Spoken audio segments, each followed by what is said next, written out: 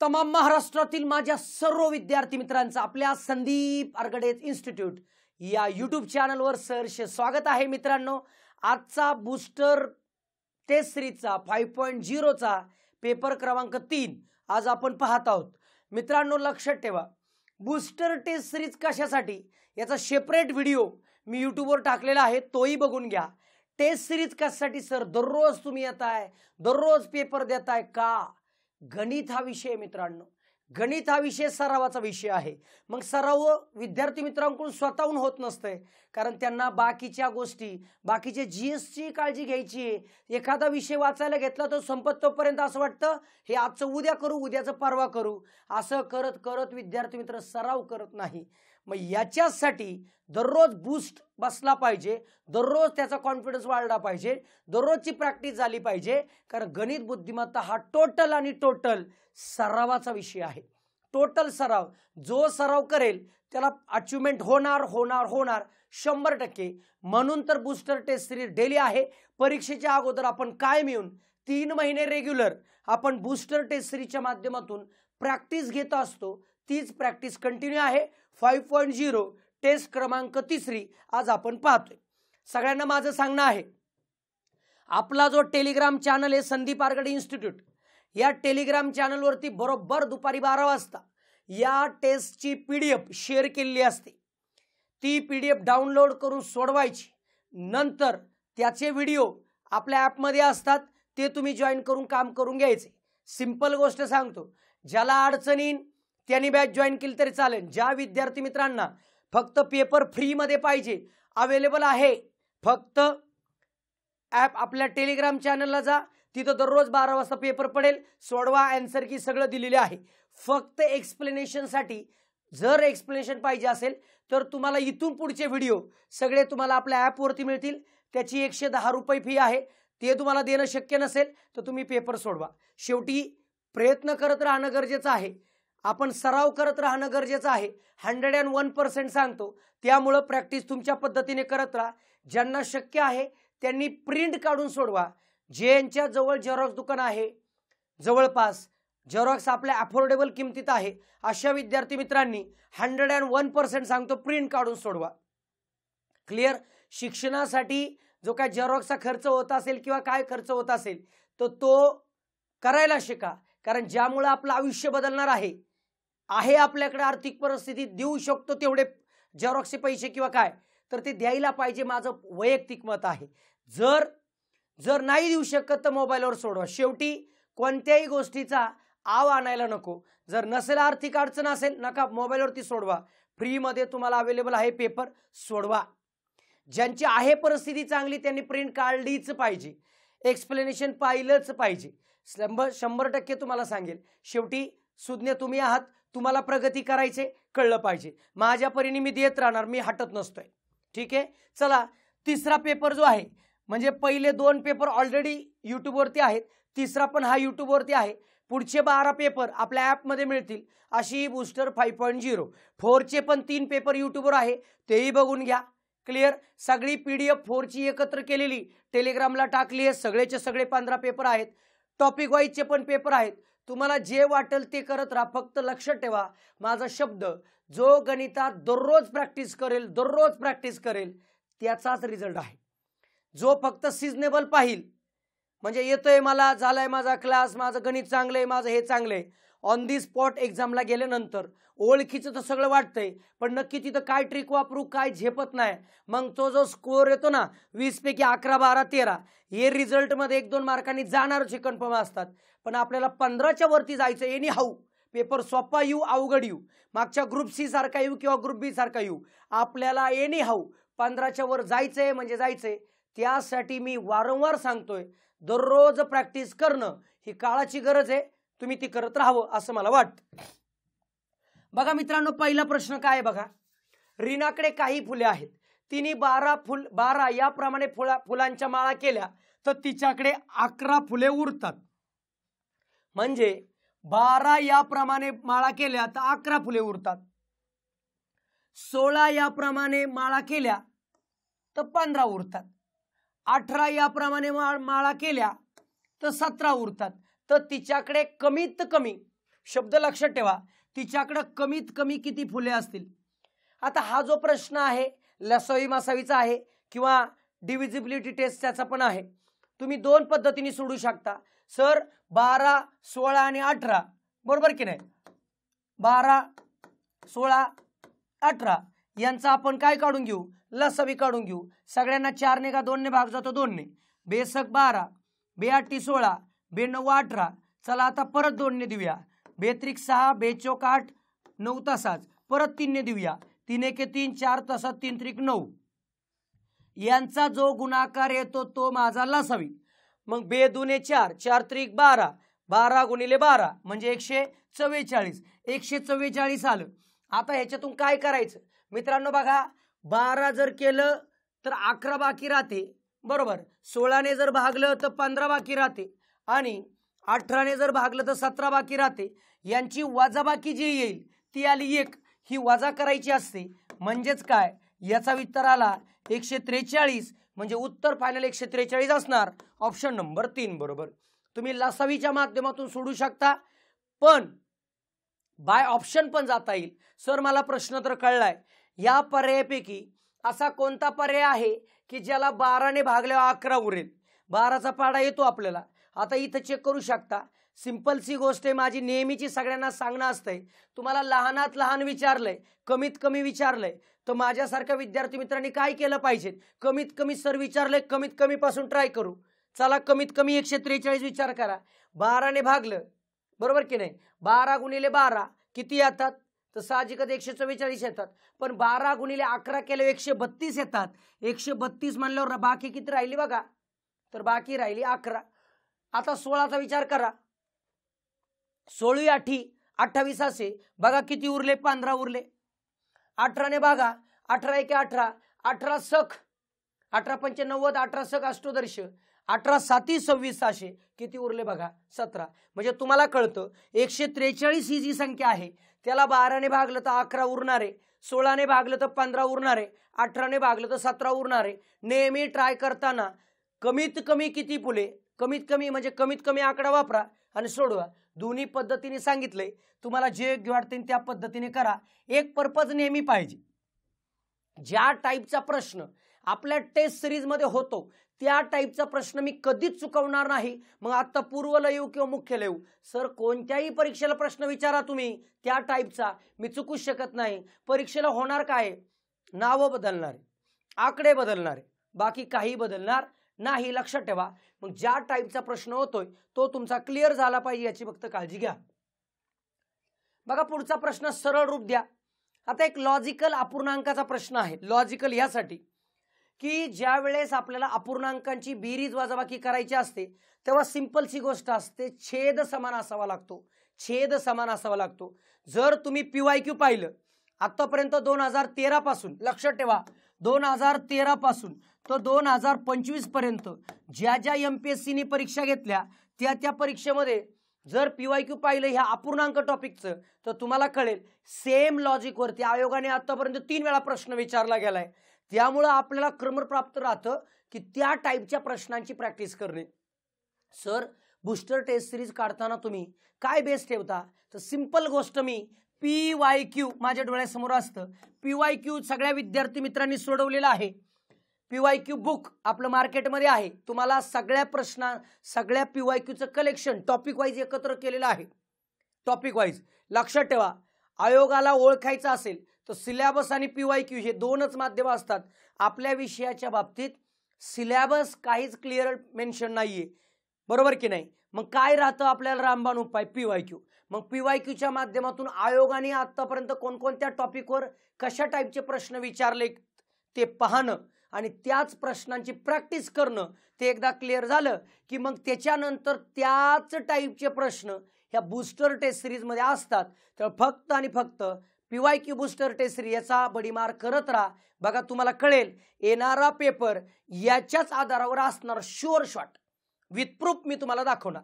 बघा काय आहे मग 1/278 गुणिले 156 इथं 122 278 आणि इथे 156 122. तुम्हाला एक लक्षात येऊन जाईल इथं की छेद सारखा करायचा आहे। इथं जर पाहिलं तर इथं 122 मिसिंग आहे, म्हणजे वरती 122 ने गुणावा लागेल।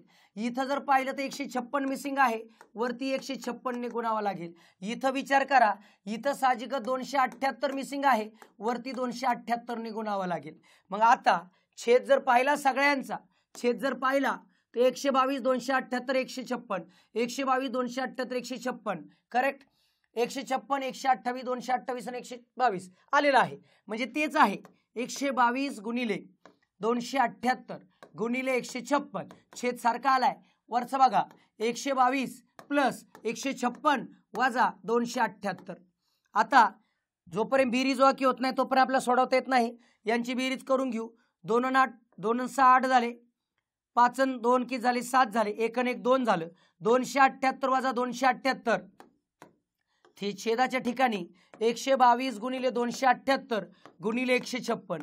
मित्रांनो एक गोष्ट कळते, 278 वजा 278 0 डिवाइड बाय काही करा, 122 278 गुणिले 156 काही करा, 0 divide by any number mean 0। Option number 1 बरोबर, म्हणजे दुसऱ्याचं उत्तर ऑप्शन 1। बघा पुढचा प्रश्न, करणकडे जेवढ्या 20 रुपयाच्या नोटा आहेत, करणकडे जेवढ्या 20 रुपयाच्या नोटा आहेत तेवढ्याच 50 रुपयाच्या नोटा आहेत, त्याच्याकडे एकूण 4900 रुपये आहेत, तर त्याच्याकडे असणारा एकूण नोटा किती? मित्रांनो 20 रुपयाच्या नोटा, 20 रुपयांच्या नोटा आपण जर विचार केला तर काय होईल? 20 रुपयांच्या नोटा, तर 20 रुपयांच्या नोटा म्हटलं तर मी एक्स मानतो, आणि 50 रुपयांच्या सुद्धा नोटा सेमच आहे, एक्स म्हणूया। मग आपल्याला कळतंय त्याची किंमत आहे 20 रुपयाच्या नोटा एक्स असेल तर त्याला साहजिकच 20 ने गुणावा लागेल, 50 रुपयाच्या नोटा एक्स असतील तर त्याला 50 ने गुणावा लागेल, कारण त्याची वेगळी व्हॅल्यू होईल, गुणिले म्हणजे बरोबर 4900। हे लक्षात आलं पाहिजे, हे लक्षात आलं पाहिजे काय केलंय, नोटांची संख्या नोटांची किंमत, नोटांची संख्या नोटांची किंमत बरोबर 4900। हे जर सॉल्व केलं तर काय येईल? 20x प्लस 50x बरोबर 4900। मित्रांनो यांची बेरीज जर केली 70x बरोबर 4900, इथं विचार करा x बरोबर काय येईल, तर 4900 भागिले 70, शून्याला शून्य गेलं, 7 7 49, म्हणजे x बरोबर 70। मित्रांनो x म्हणजे काय, तर x म्हणजे 20 रुपयाच्या नोटा 70 आणि ही आपण 70। तुम्हाला एकूण नोटा विचारल्यात, एकूण म्हणल्यावर किती आल्या 140, म्हणजे ऑप्शन नंबर किती 4 बरोबर। घाई गडबडीमध्ये 70 ज्यांनी टिक केलंय फसले। मी प्रत्येक प्रश्न बनवताना लक्षात ठेवा, पर्यायावरती लय खेळत असतो, लय काम केलेलं आहे का? तुम्ही फक्त आयोगाची स्ट्रॅटेजी काय असते, मी 70 पर्याय 1 नंबरच का दिलाय, 140 शेवटीच का दिला, आयोग काय फसवतं, कशा माध्यमातून फसवतं, कुठे कुठे तुम्हाला गंडवायचा प्लॅन चालू आहे, हे मी ओळखून त्या प्रकारचं मी तुम्हाला टेस्ट सिरीज मध्ये गंडवणार, टेस्ट सिरीज मी गंडवणार। तुम्ही इथं गंडले तरी चालेल, पण पेपरला गंडलं नाही पाहिजे याची काळजी आपण घेऊया, ठीक आहे। त्यामुळं पेपरच्या बाजूला लिहित चला की घाई करू नको। समजा ज्यांनी 70ला टिक केले अशा विद्यार्थी मित्रांनी वेगळ्या पेनाने आपल्या पेपरवर लिहिलं पाहिजे, स्वतः सूचना लिहिल्या पाहिजेत। काय लिहिलं पाहिजेत? घाई करू नको, घाई करू नको, व्यवस्थित वाचत जा, तुझी ही चुकी होतीये, येतंय तुला, पण तुझं का चुकतं, हे जे पॉइंट्स असतात ना, हे ज्यावेळेस तुम्ही पेपर रिव्हिजन करणार आहे नंतर, तेव्हा तुम्हाला क्लिअर आयडिया देत असतात की बाबा तुझ्या पहिल्या चुका काय झाल्या होत्या, आता तू कोणत्या चुका सुधारल्या पाहिजेत, ह्या गोष्टी इथं कळून जातात। बघा मित्रांनो पुढचा प्रश्न दिशाज्ञान चाचणीचा प्रश्न आहे। आदित्यने आपल्या घरापासून पश्चिमेकडे 9 किलोमीटर प्रवास केला, पश्चिमेकडे 9 किलोमीटर प्रवास केला, मग ती डावीकडे वळून 7 किलोमीटर गेली, डावीकडे म्हणजे खाली 7 किलोमीटर गेली, नंतर ती उजवीकडे वळून, उजवीकडे म्हणजे इकडं किती 5 किलोमीटर गेली, उजवीकडे 5 गेली, पुढे ती पुन्हा उजवीकडे म्हणजे वरती, वरती किती गेली 7 किलोमीटर गेली, आणि शेवटी ती डावीकडे 6 किलोमीटर गेली, हे अशी 6 किलोमीटर गेली।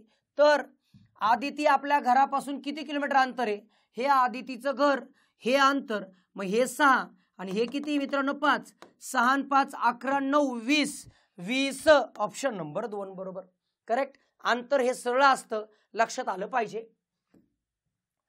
बघा पुढचा प्रश्न, पी हा क्यूचा मुलगा आहे. चला ब्लड रिलेशन, पी हा मुलगा आहे.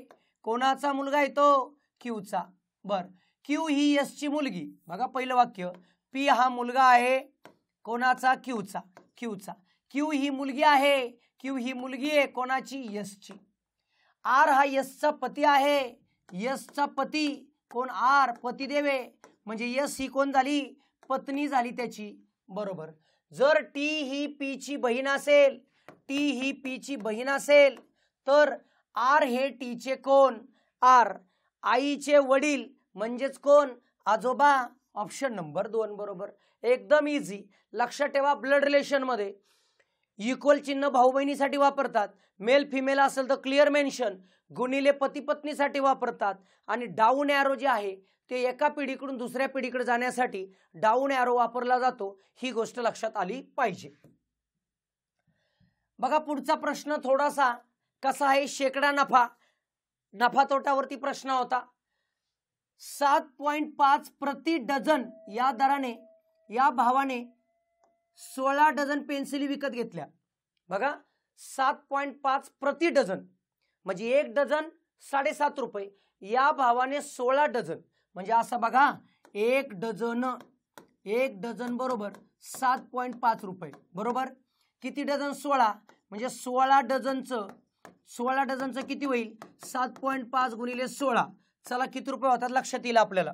बरोबर. 16 डझनचा विषय बरं का. मग 16 गुणिले 16 85 हातचा आला 8. 16 साती 16 85 16 96 16 साती किती होता? 12 दर्श म्हणजे 112 आलं. 112 आणि हातचा किती आला होता? हातचा आला होता 8. 112 आणि 8 किती होतात? 120. ओके. पॉईंट एक घर द्यायचा आहे म्हणजे किती आलं? इथं पॉईंट आला म्हणजे याचं किंमत आलं 120. किती आलं? 120. क्लिअर आहे? 120. आता 120 16 डझन ह्याची किंमत आली. एका नगाची किती येईल? एका नगाची किती येईल तर आपल्याला एका नगाची काढायची. बघा एका डझनची 7.5 होती बरोबर. 16 डझनची किंमत ही आहे म्हणजे 7.5 गुणिले 16 केलं, याचं उत्तर आलं 120. क्लिअर आहे? म्हणजे एका डझनला 7.5 रुपये, 16 डझनला ही किंमत आली. आता 16 डझनला जर ती किंमत असेल तर आपल्याला एका नगाची किंमत काढायची म्हटलं तर काय करावं लागेल? तर लक्षात ठेवा 16 डझन येथे 16 डझन म्हणजे 16 गुणिले किती करावं लागेल? 16 गुणिले 12 यांनी भागावं लागेल. क्लिअर आहे? 16 गुणिले 12. कारण एका नगाची जर किंमत काढायची म्हटलं तर 16 डझन गुणिले 16 डझनचं तुम्हाला माहिती आहे 16 गुणिले 12 म्हणजे आकडा येईल बघा किती येतोय. बघा हे 120 भागिले किती येते बघा. 16 दुने 8 16 दुने 32 हातचा आला 3. 16 एके 16 3. 192 भागिले 120 120 भागिले 192 एका गोष्टीची किंमत आली. कॅल्क्युलेट करू शकता तुम्ही बिंदास, काही अडचण नाही. बरोबर. कॅल्क्युलेट करू शकता. ही एका नगाची काय आली? खरेदी किंमत आली एका नगाची बरं का. एका नगाची. बरोबर. आता तुम्हाला एका नगाची विचारले, चेक करूया आपण. यांचा भाग जाईल बघा, 4 ने भाग जाईल ना. 4 त्रिक 12 30 आलं. 4 चौक 16 4 8 32 परत कितीने जाईल? 6 ने जाईल. 6 पंच 30 बरोबर. 6 8 48 508 म्हणजे उत्तर येते का बघा. 8 ने भागलं तर 0 पॉइंट किती आलं बघा. 8 1 8 8 8 8 सक 48 उरले 2 8 2 16 8 पंच 40 म्हणजे 0.625 एका नगाची किंमत आली. एका नगाची किंमत. आता शेकडा 20 नफा मिळवण्यासाठी किती रुपयाला विकली पाहिजे? म्हणजे 0. किती 625 बरोबर. 0.625 हे पैसे आहेत मित्रांनो. पैसे हे रुपये आहेत. रुपयाचं रूपांतर पैशात जर केलं तर गुणिले 100 केलं तर आपलं अजून क्लिअर होईल. 62.5 पैसे. 62.5 पैसे असं म्हणूया. पैशात रूपांतर करूया. हे रुपयात आहे, पैसे आहे. ह्याला किती टक्के प्रॉफिट मिळवायचा? 20% म्हणजे 62.5 गुणिले 120/100 यांचं कॅल्क्युलेशन करा. तुमचं उत्तर सहज येऊन जाईल. शून्याला शून्य गेलं.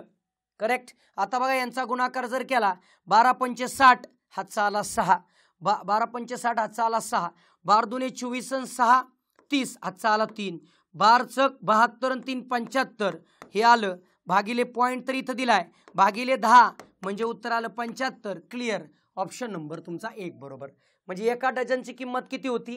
16 डझनची केली, त्याच्यावरून एका नगाची काढली खरेदी किंमत, त्यानुसार आपण विक्री किंमत काढली 120 घेऊन. 120 का? 20% नफा आहे म्हणून. Option number 1. असा प्रश्न थोडासा कन्सेप्च्युअल तुम्हाला थोडासा त्रास देऊ शकतो.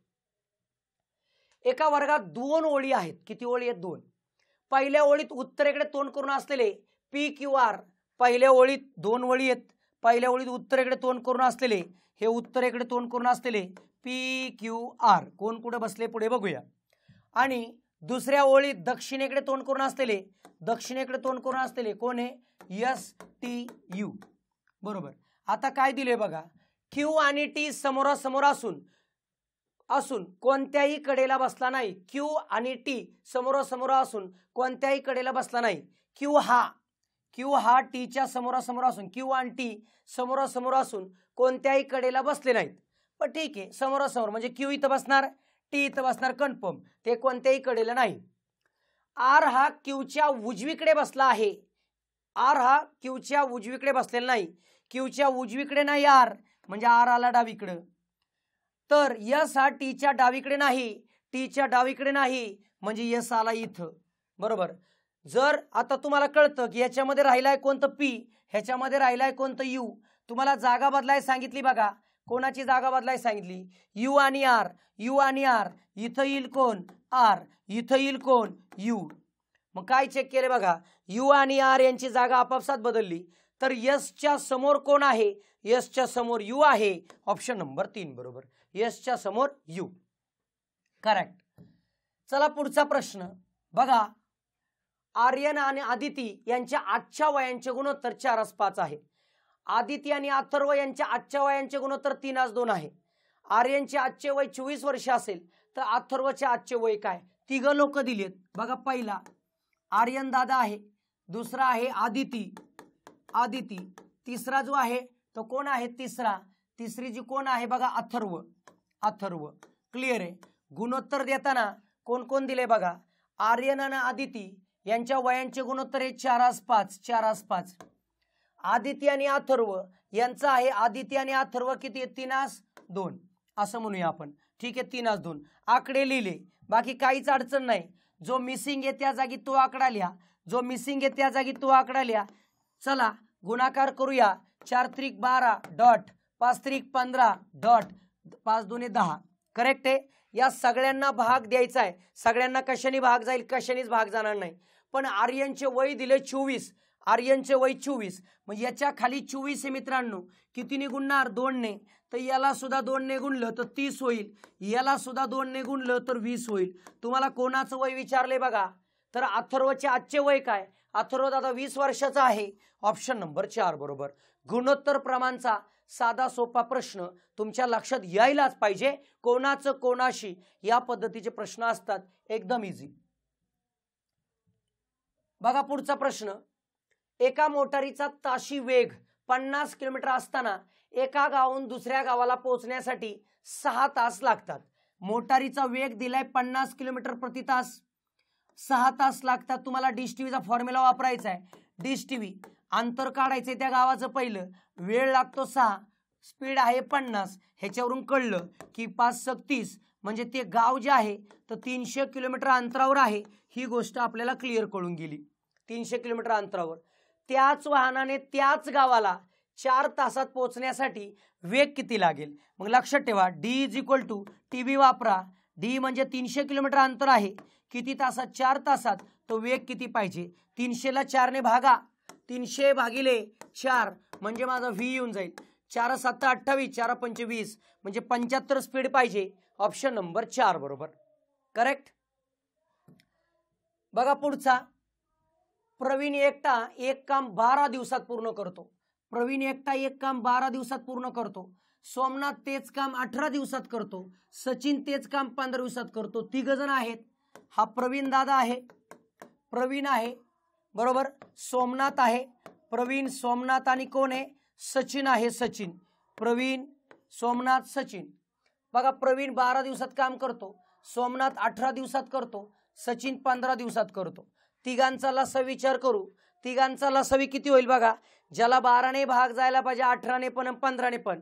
चला तोंडी येत नसेल 12 18 15 यांचा लसावी काढायचा आहे. 3ने भाग जाईल 3 चौक 12 3 सक 18 3 5 15. चला 2ने भाग देऊ 2 दुने 4 2 त्रिक 6 5 तसंच यांचा जो गुणाकार येईल तो माझा लसावी. 3 दुने 6 3 दुने 6 6 दुने 12 12 त्रिक 36 36 गुणिले 5 180 म्हणजे लसावी आला 180. इथं लिहिलं 180.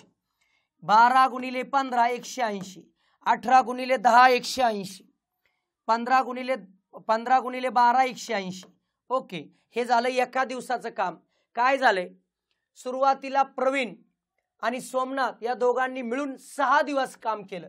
प्रवीण आणि सोमनाथ एका दिवसाचं काम 25 होत आहे. 25 6 दिवस काम केलं म्हणजे 150 खुर्च्या संपवल्या. दोघांनी बनवायच्या होत्या 180. 150 खुर्च्या संपवल्या. राहिल्या किती 30 खुर्च्या.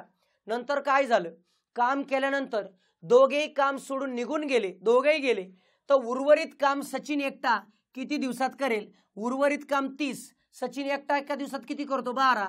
12ने भागलं तर किती येते 12 दुने 24 बरोबर. उरले 6 0 भाग जात नाही. 12 पंचे 60 म्हणजे 2.5 अडीच दिवसात काम होईल. ऑप्शन नंबर 3 बरोबर करेक्ट. एकदम इझी. काळकामचा लक्षात ठेवा. 2 पेक्षा जास्त लोक एकत्र आली नेहमी लसावी पद्धतीचा वापर करा. एकदम इझी. एका परीक्षेत 80 विद्यार्थ्यांनी सहभाग घेतला. रचना हिचे स्थान वरून 12वे आहे. म्हणजे ही रचना आहे याचा अर्थ वरून 12वे म्हणजे 11 आहे. ही रचना आहे. रचनाचा स्वतः क्रमांक आहे. तिची मैत्रीण कविताचे स्थान रचनेच्या खाली 25वे आहे. रचनेच्या खाली 25वे म्हणजे मध्ये 24. ही कोण आहे, ही कोण आहे बघा, कविताताई आहे. कविताताई ठीक आहे ठीक आहे. तर कविताचा खालून कितवं स्थान आहे. आता टोटल 80 आहे. 80 पैकी 11 1 आणि 24. 11 आणि 1 12. 12 आणि 24 किती होतात 11 आणि 1 12 बरोबर. 12 आणि 24 होतात 36. जर 80 पैकी 36 वजा केले तर आता 44 म्हणजे खालून हिचा क्रमांक 44 असणार कारण खाली 43 लोक असणार. 43 आणि कविताचा 1 असा. या सगळ्यांची जर बेरीज केली तर 80 येते बघा. 11 आणि 1 12 12 आणि 26 12 आणि 24 36 36 37 37 आणि 43 80 म्हणजे खालून जर विचार केला तर 44वा क्रमांक आहे. ऑप्शन नंबर 1 बरोबर. असं स्थान लक्षात आलं पाहिजे. बघा अ गावापासून ब गावापर्यंत जाताना एक प्रवासी गाडीचा एक समान वेग 40 किलोमीटर प्रति होता. ताशी 40 किलोमीटर. ब पासून अ कडे येताना गाडीचा एक समान वेग 60 किलोमीटर प्रति तास होता. तर संपूर्ण गाडीचा सरासरी वेग काढायचा आहे. लक्षात ठेवा इथून अ पासून ब पर्यंत 40च्या स्पीडने गाडी गेली. ब पासून ए पर्यंत 60च्या स्पीडने आली. तर लक्षात ठेवा सरासरी वेग ही एक कन्सेप्ट आहे. सरासरी वेग म्हणजेच 2xy अपॉन x + y. लक्षात ठेवा दोघांची बेरीज भागिले 2 नसते. तर 2 गुणिले 40 गुणिले 60 भागिले 40 + 60. मग 2 गुणिले 40 गुणिले 60 भागिले 100.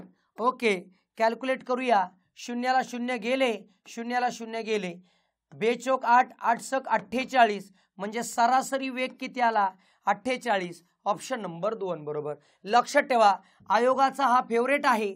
सरासरी वेग विचारणं म्हणजे 2 वेगांची सरासरी असू द्या किंवा 3 वेगांची जर सरासरी काढायची असेल 3xyz upon xy + yz + xz. लक्षात ठेवा हे कधी वापरतात जेव्हा अंतर समान असेल.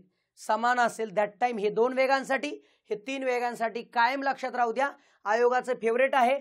PYQ बुक मध्ये बघा कितीतरी वेळा प्रश्न विचारला आहे. त्यामुळे आयोग वारंवार त्यांचंच पॅटर्न पुन्हा पुन्हा घेताना दिसतंय आपल्याला. त्यामुळे लक्षात आलं पाहिजे. बघा पुढचा प्रश्न. एका ट्रॅक्टरच्या मोठ्या चाकाचा व्यास 1.4 मीटर आहे. ट्रॅक्टर डोळ्यासमोर येत असेल बघा. ट्रॅक्टरचा मोठं चाक जे आहे त्याचा व्यास हा किती आहे 1.4 मीटर. करेक्ट आहे करेक्ट. हे ट्रॅक्टर जो आहे तो 4.4 किलोमीटर अंतर पार करण्यासाठी ट्रॅक्टरच्या मोठ्या चाकाचे फेरे किती लागतील? तर लक्षात ठेवा, फेरे किती नंतर बघू. चाकाचा एक फेरा, मोठ्या चाकाचा एक फेरा म्हणजे चाकाचा परिघ असतो. लक्षात ठेवा नेहमी, चाकाचा परिघ, फेरा म्हणजे चाकाचा परिघ असतो. मग परिघ कसं काढतात रे? तर परिघ काढण्याचं साधं सोपं सूत्र, पायडी म्हणतात त्याला, पायडी सूत्र. पाय म्हणजे 22/7, डी म्हणजे डायमीटर 1.4 जो आहे दिलेला. मग चला 7 ने भागूया. 7 एके 7 बरोबर 0.2 म्हणजे इथं आलं 22 गुणिले 0.2 म्हणजेच किती? 4.4 मीटर. लक्षात ठेवा, हा परिघ आला बघा. आपल्याला काय काढायचंय? एकूण फेरे काढायचे. फेरे लक्षात ठेवा, फेरे. तर किती अंतर आहे? 4.4 किलोमीटर आहे. त्याचं मीटरमध्ये करायचं म्हणजे 1000 ने गुणायचं, भागिले 4.4 गेलं ना. 4.4 म्हणजेच उत्तर किती आलं? 1000. म्हणजे एवढं अंतर पार करायचं असेल तर त्या चाकाचे 1000 फेरे होतील. Option number 2. काय शिकायला मिळालं? चाकाचा एक फेरा म्हणजे चाकाचा परिघ असतो आणि फेरे कसे काढले जातात? तर अंतर भागिले परिघ हे उत्तर टाकलं जातं. एकदम इझी कन्सेप्ट. आयोगाची बऱ्याच वेळा विचारले गेलेले आहे. आपल्याला त्या टाईपचा प्रश्न जर आला चुकायला नको. काय बदलतील? इथं ट्रॅक्टरचं चाक आहे, तिथं जीपचं चाक असेल, बरोबर की नाही? पण रिदम तोच असेल, पॅटर्न तोच असेल. लक्षात ठेवायचं. ABCDEF ही 6 मुले फुटबॉल खेळत आहेत. 6 मुले. यामध्ये ए आणि ई हे भाऊ आहेत. ए आणि ई हे भाऊ आहेत, मेल. ए आणि ई हे भाऊ आहेत. एफ ही ईची बहीण आहे. ईची बहीण एफ फिमेल. सी हा एच्या काकांचा मुलगा आहे. एचे वडील आले, वडिलांचा भाऊ हा काका आला, काकांचा मुलगा कोण आला? सी आला, हा मुलगा. बी आणि डी ह्या सीच्या वडिलांच्या भावाच्या मुली आहेत.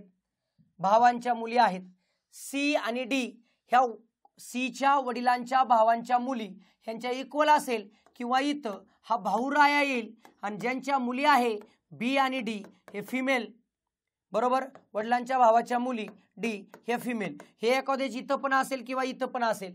तर काय विचारले? सी चे एफ सोबत काय नातं आहे? सी आणि एफ विचारले. सी कोण आहे? सी आणि एफ नातं काय आहे? दोन्ही भावांचे अपत्य. सीचं एफशी नातं काय? तर हा चुलत भाऊ आहे. ऑप्शन नंबर 1 बरोबर, करेक्ट. बघा पुढचा प्रश्न. बँकेत नोकरीसाठी अर्ज केलेल्या उमेदवारांची इंग्रजी व गणित या विषयात परीक्षा घेण्यात आली. बँकेत अर्ज केलेल्या लोकांची इंग्रजी व गणित विषयांची परीक्षा घेण्यात आली. बसलेल्या उमेदवारांपैकी इंग्रजीत 75% उमेदवार उत्तीर्ण झाले. उत्तीर्ण शब्द आहे बघा. गणितात 80% उत्तीर्ण झाले. 18% उमेदवार दोन्ही विषयात अनुत्तीर्ण झाले. माझी सवय नेहमी सांगितले बघा, ज्यावेळेस आपण वेन आकृतीचा प्रश्न सोडवतो शाब्दिक स्वरूपाचा, ते तिन्ही शब्द जे आहेत ना, उत्तीर्णच पाहिजे. एका ठिकाणी अनुत्तीर्ण आहे म्हणजे दोघांचं कॉमन जर अनुत्तीर्ण असेल तर बाकीचे अनुत्तीर्ण मध्ये कन्वर्ट करून घ्या. इंग्रजीमध्ये 75 उत्तीर्ण असतील तर 25% अणु असतील. गणितामध्ये 80% उत्तीर्ण असतील तर 20% अनुत्तीर्ण असतील. हे आपल्याला कळून जातं. मग अणूचा विचार करू. हे अणूचा विचार आहे बघा.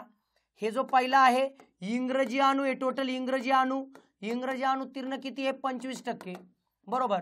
आणि गणितात किती अनुत्तीर्ण आहे बघा.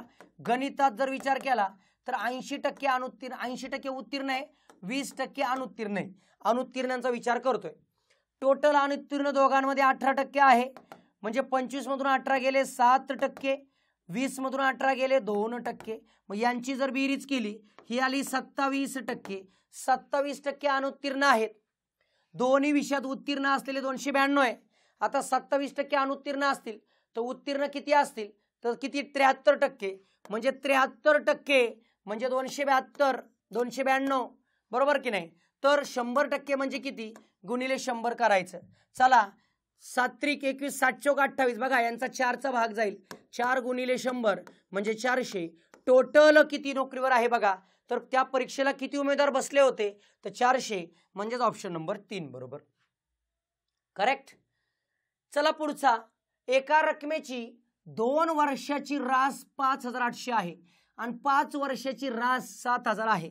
रास 2 वर्षे रास, रास म्हणजे अमाऊंट किती आहे 5800 बरोबर, आणि 5 वर्षाची रास, 5 वर्षाची रास जी आहे ती 7000 आहे 7000.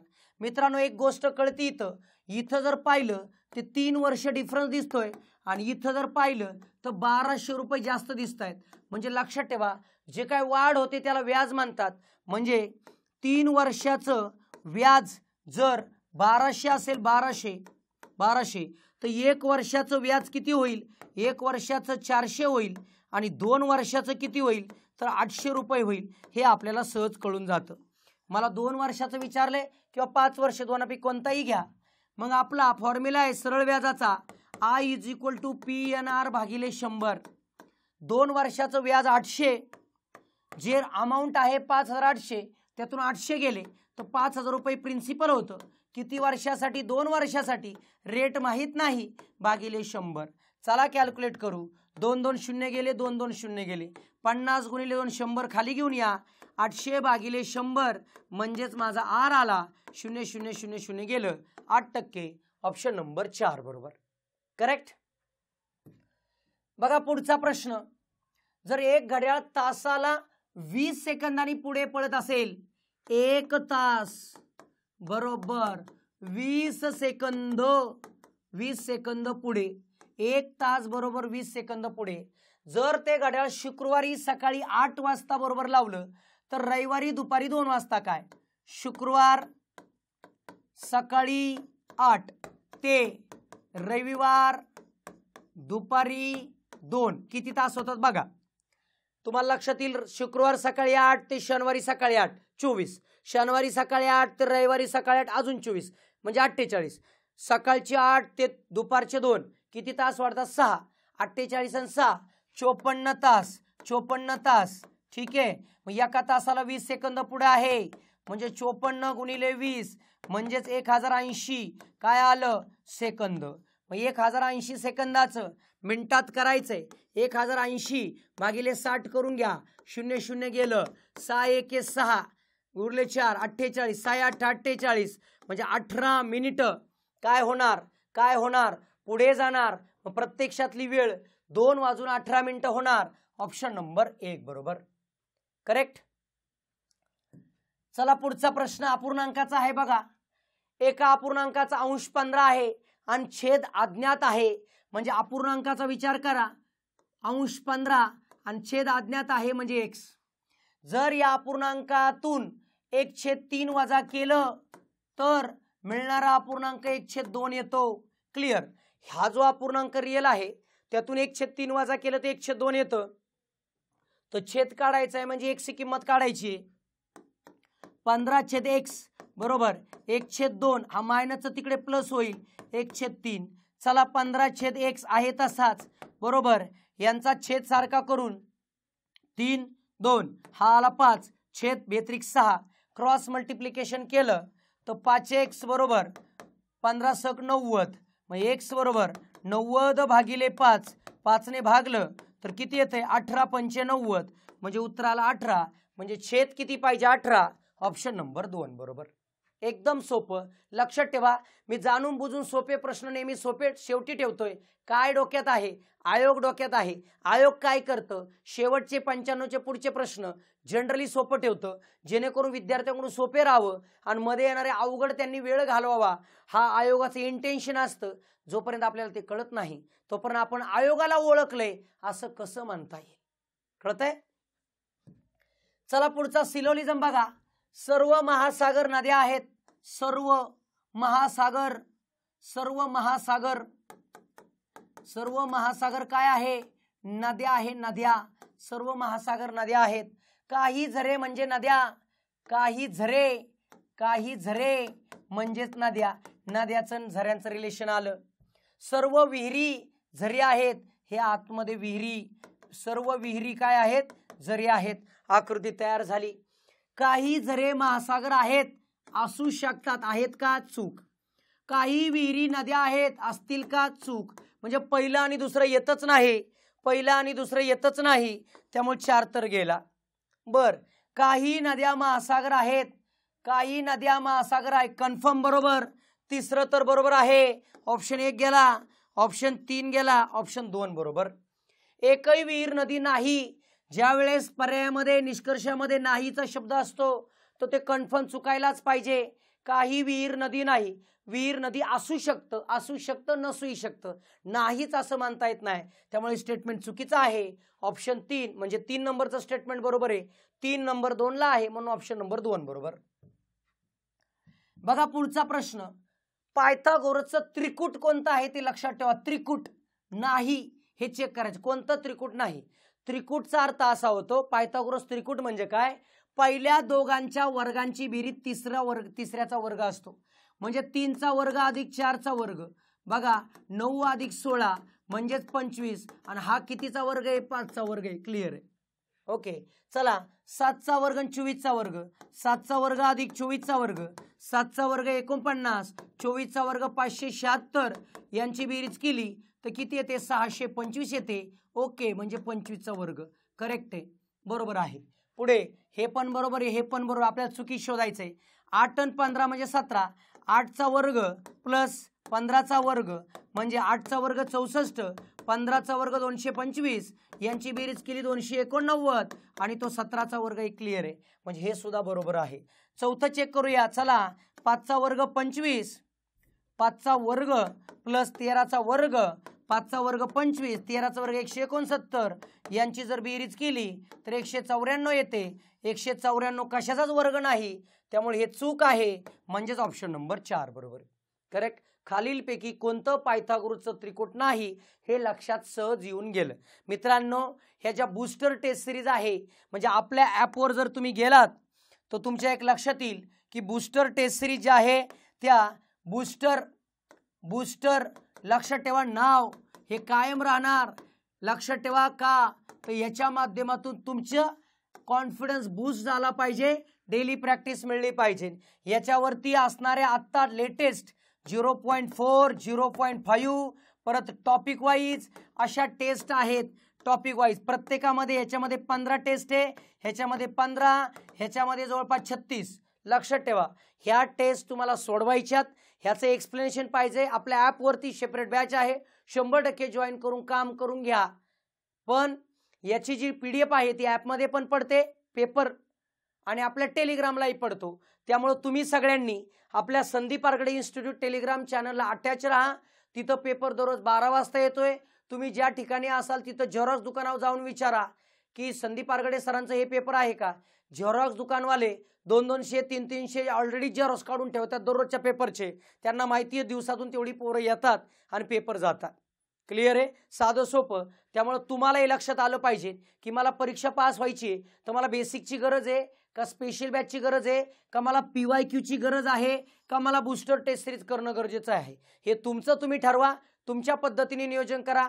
काहीही गरज लागू द्या, गणितामध्ये प्रॉब्लेम आपल्याला सॉल्व करायचा आहे. तुम्ही सगळ्यांनी माझा जो पर्सनल नंबर आहे 8308 110 110 हा पर्सनल नंबर माझा कायम राहणार आहे. हा सेव्ह करून ठेवा.